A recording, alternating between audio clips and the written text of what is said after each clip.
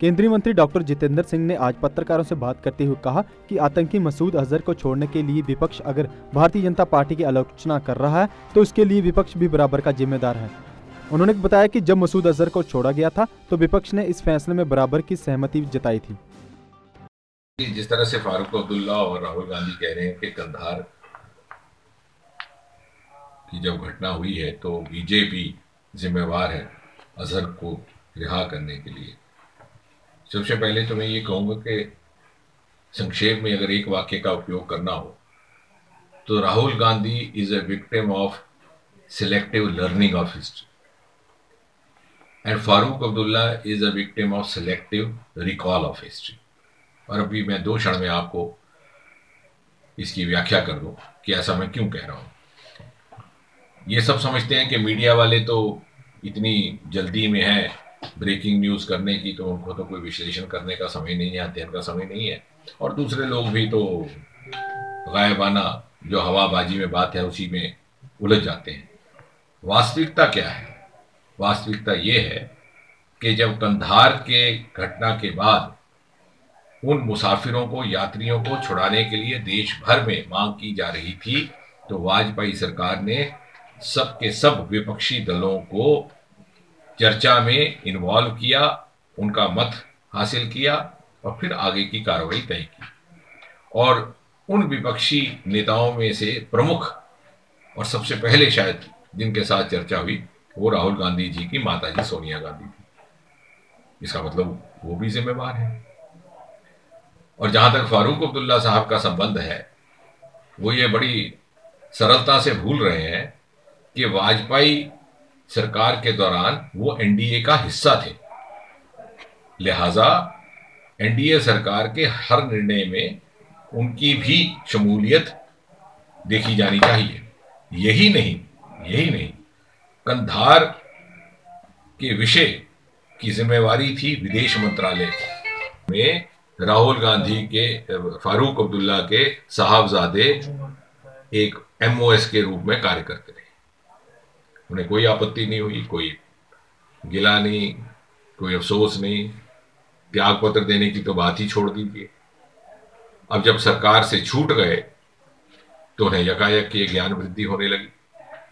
और कहने का तात्पर्य यह है कि यदि इतिहास ही पढ़ाना है या हमने पढ़ना है राहुल गांधी और फारूक अब्दुल्ला के माध्यम से, तो हम तो पीछे तक पढ़ा सकते हैं इतिहास। 1947 से प्रारंभ कीजिए। सबसे पहली गलती राहुल गांधी के परदादा ने की जब शेख, उसके बाद तीसरी गलती जब इंदिरा जी, राहुल गांधी की दादी, ने फारूक अब्दुल्ला का तख्ता पलट करके गुलशाह को मुख्यमंत्री बनाया।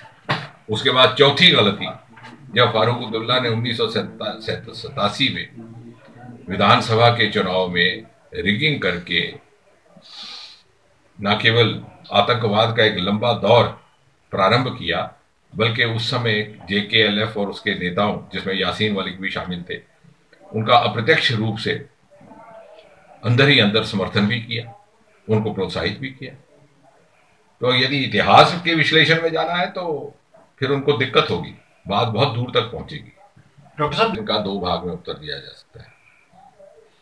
जब कोई कांग्रेस वाला या उसके सहयोगी दल वाला ये कहता है कि भारतीय जनता पार्टी की सरकार एनआईए का दुरुपयोग कर रही है, तो वो अपनी मानसिकता के आधार पर कह रहे हैं। तो 50 वर्ष जो काम वो करते रहे, उनकी माइंड की कंडीशनिंग ऐसी हुई कि वो संवैधानिक संस्थाओं का दुरुपयोग करते थे अपने राजनीतिक स्वार्थ के लिए। भले ही वो सीबीआई थी, भले ही वो एनआईए था, वो शायद भूल गए और ये बात समझ भी नहीं सकते कि भारतीय जनता पार्टी की कार्य संस्कृति बिल्कुल भिन्न है।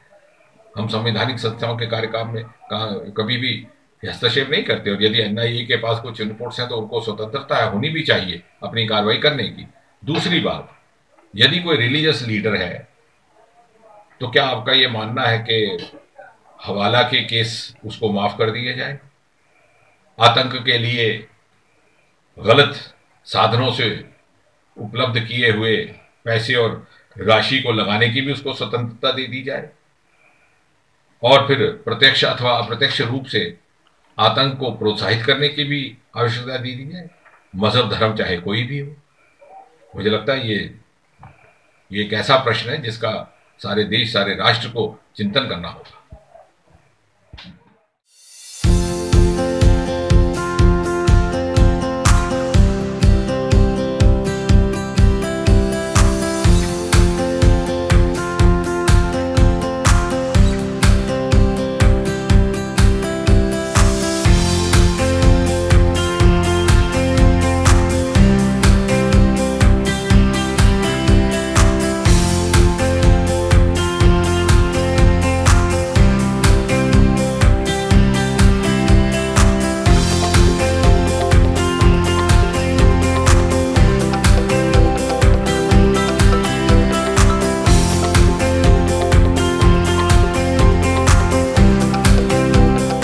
JK Update is fastest growing media house in J&K with 1.5 crore monthly views. JK Update is a best platform for advertise your brands and services. If you want to advertise your products and services, please contact us on this number. Mr. Sushil Sharma, 705-109-1804.